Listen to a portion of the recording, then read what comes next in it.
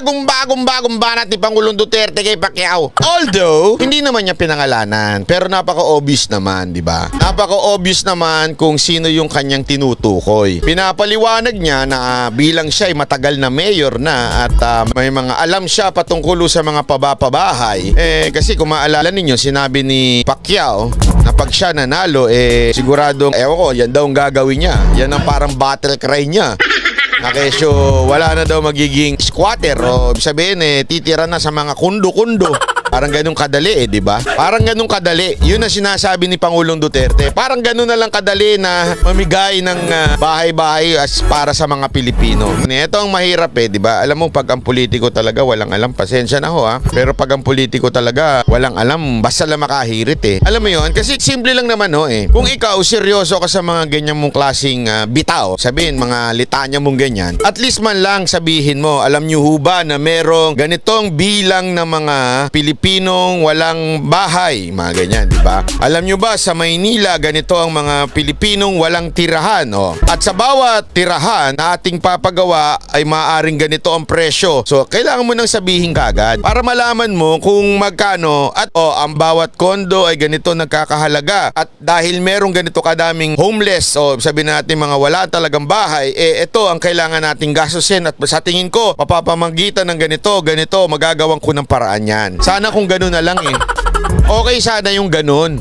Kaya lang wala hong ganung sinabi si Pacquiao. Ngayon, out of nowhere lang niya biglang sinabi yon. Biglang out of nowhere, wala man lang siyang experience. Nagawa niya ba yan nung siya ay congressman? Hindi. Nagawa niya ba yan nung siya ay senador? Hindi din. Nakaikot ka ba sa buong Pilipinas at nabilang mo ba o somehow, hindi ko sinabi bilang isa-isa pero alam mo ba, familiar ka ba kung ilan ang talagang walang tirahan? Hindi din. Paano niya naisip yun? Wala lang. Sa totoo lang, sabi ko nga sana yung reporter, sana tinanong niya, paano magagawin yan? Paano magiging feasible yan? Sabi ko, kawawa. Pacquiao. Sayang ka. Itong mga kababayan natin, ako noon as mayor hanggang ngayon, hindi masyado kumakati yung katawan ko magpapasalamat yung tao. Kasi alam ko na yung tinulong natin sa kanila. Yung may-ari na pera na ginagawa namin, sa inyo yun. Kaya lang naman, I cannot build houses overnight. Nung pinapanood ko yan, sabi ko, anak ko po, mukhang padiretso na ito kay Pacquiao. Itong sigurong matapos itong NHA, kung tutusuin mo, to take them about maybe 15 years to build itong mga housing projects na nagkakalat-kalat ng mga squatter. Para sa akin, unahin natin yung nakatira sa ilalim ng tulay at kung saan man kayo naroon, palamin lang ninyo at gagawa tayong mga bahay. Hindi ko lahat mabigyan mga kababayan ko kasi wala namang ganong karaming pera. Ito, ang bibigyan ko kayo ng sample Kasi always remember this. Kasi yung iba, basta makahirit ng ganyan, I mean, halimbawa si Pacquiao, hindi mo man lang iniisip. Remember, ang budget ng gobyerno sa ngayon karamihan dyan, actually hindi lang karamihan, talagang matindi yung budget ng gobyerno napunta una sa bakuna. Pangalawa sa gastusin sa OFW. Sabi ko sa inyo, hindi biro. Alam mo, nakakalula ang gastos. Baka akala ng iba yung gastos na yon galing sa OWA fund. Hindi po. Iba yun. Kasi yung OWA fund, remember, yan ay trust fund ng mga OFW at saka ng gobyerno. Ibig sabihin ng trust fund, yung board of directors, which include yung mga OFW, kailangan i-aproban bago gamitin yung budget. Nagagamit lang yan, depende yan doon sa policy. Ibig sabihin, parang insurance ang OWA. May policy yan. Ibig sabihin, may kondisyon na pwede mong gamitin yan. Kunwari, ito yung programa ng OWA, makakatanggap lang yung mga ganito. Yun. They have to stick on that. Ngayon, yung mga additional, like yung pagpapauwi, additional para sa hotel, additional sa mga ganito, hindi yung kinukuha sa OWA fund, mismong budget na kinukuha sa iba't ibang ahensya kasi para mailagay mo doon, mababawasan yung ibang ahensya. Hindi naman yan yung basta magpuproduce lang ako ng pera, sabi ni Duterte. Oy, kayo nga BSP, mag-produce kayo ng marami maraming pera. Hindi naman ganun ho yun. Ibig sabihin, kung meron kang paglalagyan ng pera, halimbawa dyan sa housing na sinasabi ni Pacquiao, meron kang paghuhugutan. Hindi yun, ano to? Saan mo kukunin yan? Sa magic lampara, sabi nga nung iba, ano yun? Meron kang genie in a bottle. Kasi ako, naniniwala ko na hindi naman ho sa tingin ko, kahit sobrang sikat ni Pacquiao, kahit sobrang dami ni Pacquiao, I don't think kaya niyang bilhan lahat ng mga Pilipinong squatter ng kondo. Napaka-imposible ho doon. Hindi lang basta-basta lupa nandyan. Yung may mga lupa na karamihan dito sa Pilipinas, may-ari na. Ngayon, kung ilagay mo sa bundok, sa tutok ng Taal, ay ibang istorya yan. Merong lupa.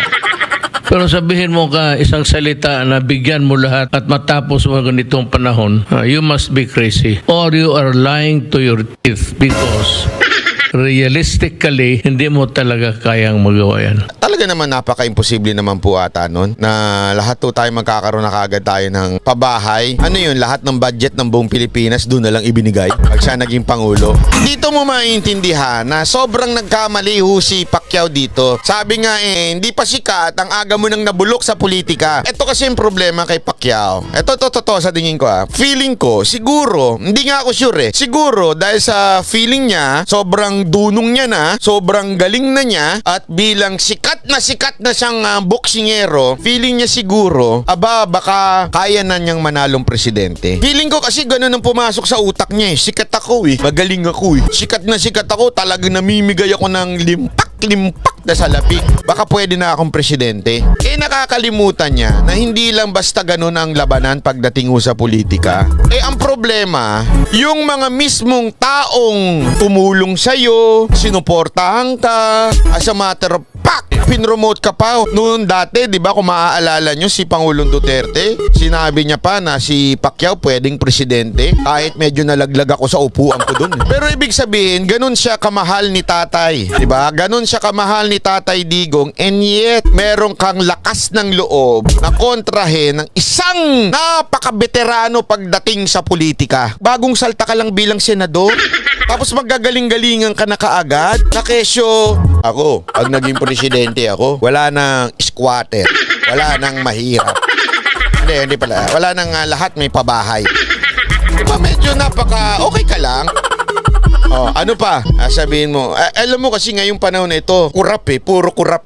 Yung korupsyon ganyan, alam mo, nainis nga ako. Ito, walang biro ito. Nainis ako pagka masyadong ganun lang ang hirit. Kasi, tama naman, okay? Corruption will always be there in any government sa buong mundo. Pero kung sasabihin mo lang, etong gobyerno natin corrupt, that is so wrong. Masyado mong generalize. It is so unfair to the, sabihin na natin 90% to 80% ng mga government official and government employees na nagtatrabaho ng maayos. Oo, hindi mo talagang totally may eradicate yan. Wala akong gobyerno ang 100%.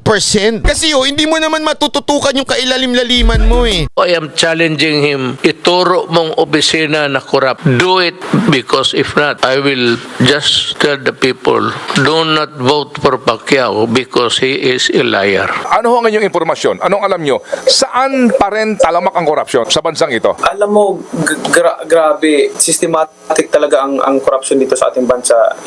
Please explain, systematic. Hindi, ito hindi ko maintindihan Sana kung ako yung reporter, tatanong ko, explain mo nga yung sinasabi mo systematic. Hindi kasi hirap, bibitaw tayo ng salita, systematic. Ano ibig mo sabihin ng systematic? Dapat ganun ganun kagad di ba? Ilang sa elected officials, kundi lahat ng mga appointed o government officials na nanandyan.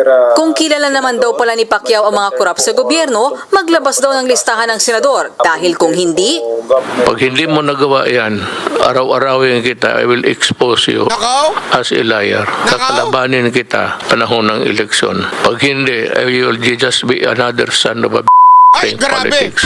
Wala ka namang sinabi noong all these years. Puro ka praises ng praises sa akin. Tapos, ngayon sabihin mo, corrupt. Yan ang problema natin Tama yung point ni Pangulong Duterte. Lagi tayo magkasama nun. Puro ka puri ng puri sa akin. Tapos ngayon bigla kang hihirit porque tatakbo kang mas mataas na posisyon, bigla kang hihirit ng corrupt. Hindi, alam mo, feeling ko Ito to, grabe nga, sabi ko nga, dito, knockout si Pacquiao. Alam nyo kung bakit? Dito pa lang, basag na siya. Alam nyo? Dahil sa feeling ko, ang gagamitin niyang battle cry. Ano kasi kailangan may ganyan ka bilang politiko Kasi tingnan nyo pansinin ninyo, yung mga interview niya, halatang halata na pinapackage siya sa area ng corruption. Na siya ay isang honest na tao, na siya ay isang mamimigay ng tulong dahil pag walang korap, walang mahirap, yung mga ganyang eksena. Kasi alam nyo kung bakit. Feeling ko kasi, ang tinuro sa kanya ng PR niya, ang problema natin ngayon, Pacquiao, is more on economy. Ang problema natin ngayon, Pacquiao, na maraming nawalan ng trabaho.